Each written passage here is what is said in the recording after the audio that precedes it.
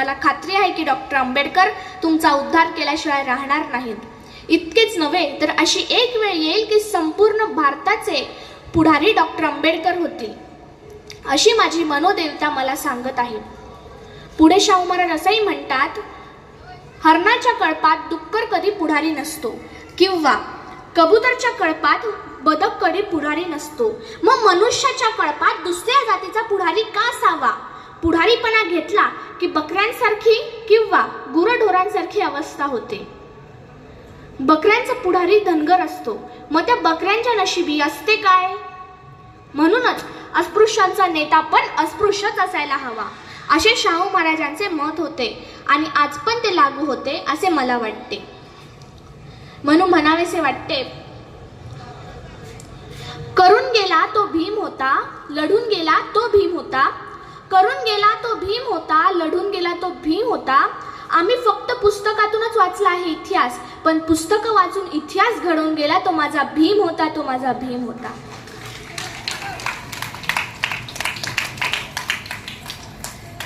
1907 मध्ये doctor Babasaheb Ambedkar Elphinstone हायस्कूलमधनं मॅट्रिकची परीक्षा यशस्वीरित्या उत्तीर्ण झाले.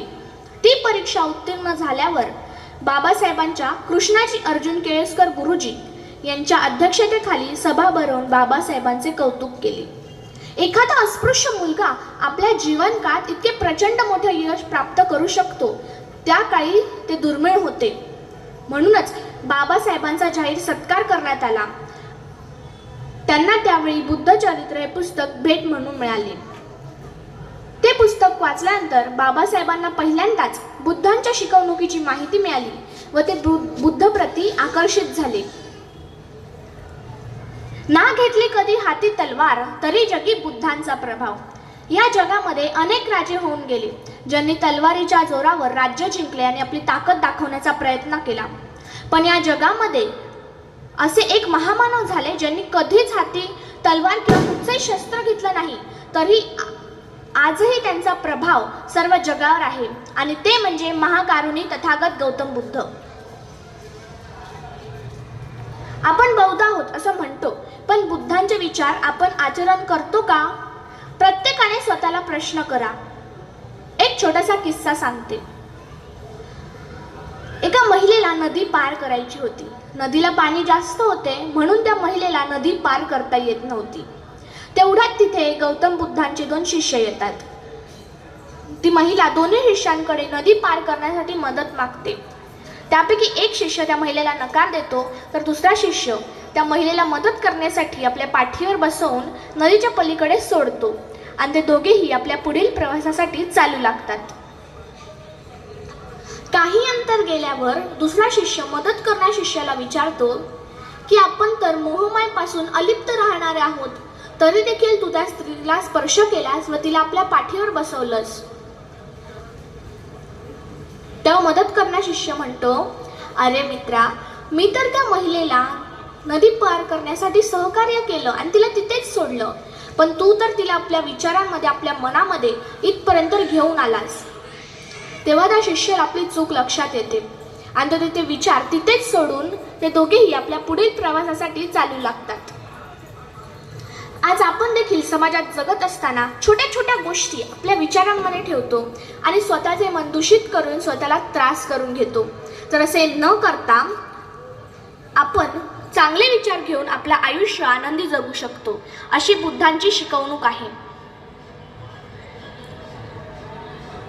असे म्हणतात, स्त्रियांचं दुःख फक्त स्त्रियांनाच समजतं, पण ज्या महामानवाला खऱ्या अर्थाने स्त्रियांचे दुःख वेदना समजल्या ते म्हणजे डॉक्टर बाबासाहेब आंबेडकर होते. आज मला एक स्त्री म्हणून डॉक्टर बाबासाहेब आंबेडकरांबद्दल फार आदर आहे आणि तो आपल्या प्रत्येक स्त्रीला असलाच पाहिजे, भलेही तुम्ही कोणत्या जाती धर्माच्या असलात तरी. कारण ज्या काळात स्त्रियांना घराबाहेर पडता येत नव्हतं, आपले विचार मांडण्याचा, बोलण्याचा, जगण्याचा, शिक्षणाचा कोणताही अधिकार नव्हता, तेव्हा जर महिलांसाठी व महिलांच्या अधिकारासाठी कोणी आवाज उठवला असेल तर ते म्हणजे डॉक्टर बाबासाहेब आंबेडकर होते.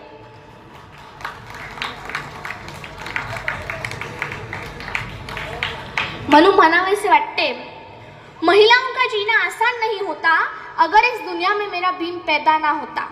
महिलाओं का जीना आसान होता अगर इस देश में मेरा भीम पैदा ना होता। मनुवाद की गुलामी से घूंघट में रोती, फिर कभी सर उठा के जीना आसान नहीं होता। मनुवाद की गुलामी से घूंघट में रोती, फिर कभी सर उठा के जीना आसान नहीं होता। अगर इस दुनिया में मेरा भीम पैदा ना होता, अगर इस दुनिया में मेरा भीम पैदा ना होता। तर या चळवळीची सुरुवात कशी झाली? 14 एप्रिल ही फक्त तारीख नाही, तर ती एका वादळाचा आरंभ बिंदू आहे, एका युगाची सुरुवात आहे, एका जिवंत संघर्षाचा प्रारंभ आहे। ह्या संघर्षाला सुरुवात झाली होती दिनांक 14 एप्रिल 1891 या दिवशी। कारण ह्या दिवशी जन्मला होता हजारो वर्षांपासून शोषणाच्या दरीत खितपत पडलेल्या एका प्रचंड मोठ्या जनसमुदायाचा महान मुक्तिदाता, तुमचा, माझा आणि या संपूर्ण विश्वात संघर्षाची इच्छा बाळगणाऱ्या प्रत्येक व्यक्तीचा महानायक, ज्ञानसूर्य, भारतरत्न डॉक्टर भीमराव रामजी आंबेडकर म्हणजेच डॉक्टर बाबासाहेब आंबेडकर।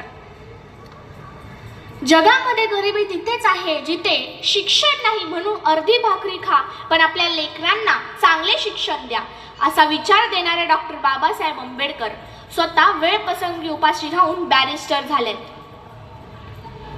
ज्या समाजात कोणी 4थी पर्यंत देखील शिकलं नव्हतं, त्या समाजात डॉक्टर बाबासाहेब आंबेडकर इंग्लंडमधून बॅरिस्टर झालेत। केवढा मोठा भीम पराक्रम!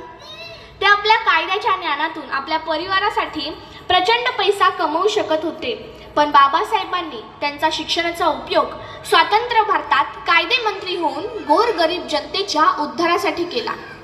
महाड येथील 14 तळ्याचा सत्याग्रह, नाशिक येथील काळाराम मंदिरासाठीचा संघर्ष, जाती व्यवस्थेविरोधात पुकारलेला बंड यावर एक नजर टाकली तर बाबासाहेबांचं आयुष्य हे धगधगते अग्निकुंड होतं असं वाटावं।